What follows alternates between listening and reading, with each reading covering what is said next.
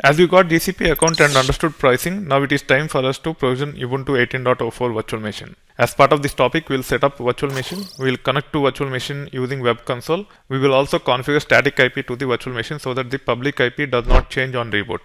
All these three steps are very, very important. You also make sure that you take care of all these three things. That being said, you can go to the Google Cloud platform. This is how it will look like with respect to VM dashboard. If you are not on this dashboard, if you want to come to this dashboard, you always click on this sandwich icon to go to the sidebar, go to Compute Engine, and then go to VM instances.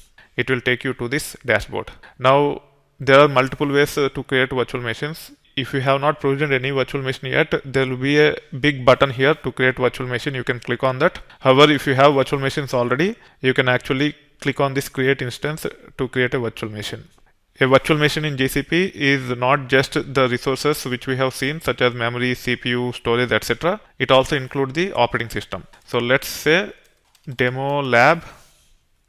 This is the name of the virtual machine. Now you can actually scroll down. We are interested in 4 vCPU, 16 GB RAM, E2 standard 4. You can see here.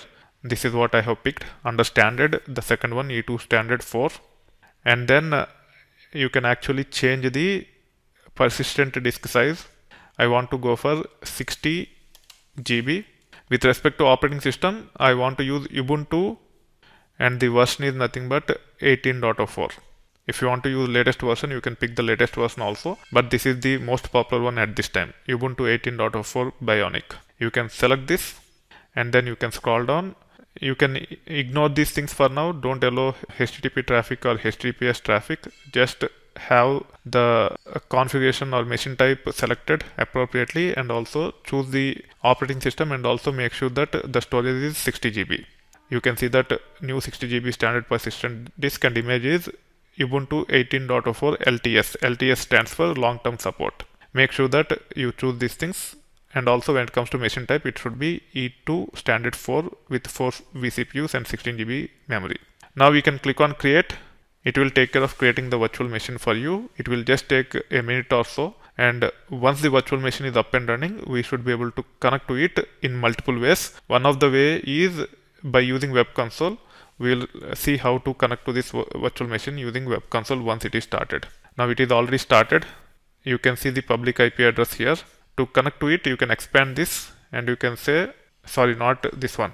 This is primarily to go to the other details. You can expand this and then you can actually say open in browser window. It will take care of launching the console using the browser and you should be able to interact with this virtual machine. It might take a bit of time. For now, I am just closing this. Let's go to the agenda. We also want to configure static IP to the virtual machine. So the way you can configure static IP is by going here. You can actually go to view network details. This is where you should be able to configure the elastic IP for this machine. You can go to external IP addresses.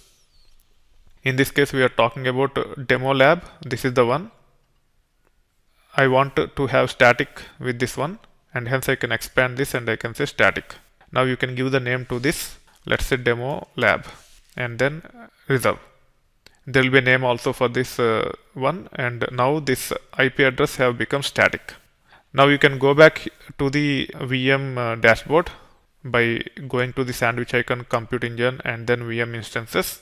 And you should be able to see the virtual machine. As long as it is a green tick, it means it is running. Now I should be able to expand this and save open in browser window. It will just open the web console as part of the browser and we should be able to interact with this virtual machine using this browser based approach. Let me try once again. It is not coming up for some reason. Let me refresh this page. So the pop-up is blocked. That's why it is not working. I am using Safari. As the pop-up is being blocked, it is not coming up. I can click on this on my Safari and now it should work. If you are using some other browser such as Chrome or Firefox or Internet Explorer, you should be able to figure out how to unblock the pop-ups and you should be able to see the console like this. Now I'm in the virtual machine with Ubuntu operating system in it. I should be able to leverage Ubuntu based approach to actually install the softwares I require to use this virtual machine. For the learning purpose with respect to Python, if you want to set up Jupyter, you just have to understand what all things that needs to be installed, and you should be able to access the Jupyter based environment through browser from your machine once they are set up by following the required steps. That being said, we have understood how to set up virtual machine, how to connect to virtual machine using console, and also how to configure static IP to the virtual machine so that the public IP does not change on reboot. We will be seeing how to set up softwares and how to use those softwares for the learning purposes as we proceed further into the other topics in this section. And also we will be seeing several other things as part of the other parts of this course and also the other courses. Make sure you have a virtual machine so that you get best out of the content which we are going to provide to you. Also, as we have seen how to connect to virtual machine once it is provisioned, we should also spend time about how to manage it, because whenever the virtual machine is up and running, your credits will be saturated pretty fast. So in this case, if you want to just stop the virtual machine because you don't want to use for extended period of time, you just have to go to the VM instances dashboard by going to the compute engine and under the sandwich icon, and then you will be seeing this. You can see that demo lab is currently running. You can select this, and these are the buttons which you should focus on. If you click on this will delete the virtual machine. Don't delete unless you don't want to use it anymore. This can be used to restart the virtual machine. This can be used to suspend the virtual machine. I'm not 100% sure what is the meaning of suspend, if there will be any costs associated with suspended virtual machine. If you just want to stop the virtual machine, this is what you should be using. So if you click on this, the virtual machine will be stopped. Now you can see the pop-up here. If you want, you can check this so that the message will not show up again. But in case you want to avoid accidental shutdowns, you can deselect this and then you can click on stop. Now the virtual machine is being stopped. Once the virtual machine is stopped, it will show the stop icon here, similar to this one. So the colors of these icons have meaning. If it is green, it means it is up and running. If there are any errors, typically it will be in red or orange. If it is gray like this without any state, that means it is in stopped state. Now you can deselect this and you can see that all the virtual machines are stopped. If you want to start this virtual machine again, you can click on this and you should be able to click on this start or resume button. It will take care of starting the virtual machine.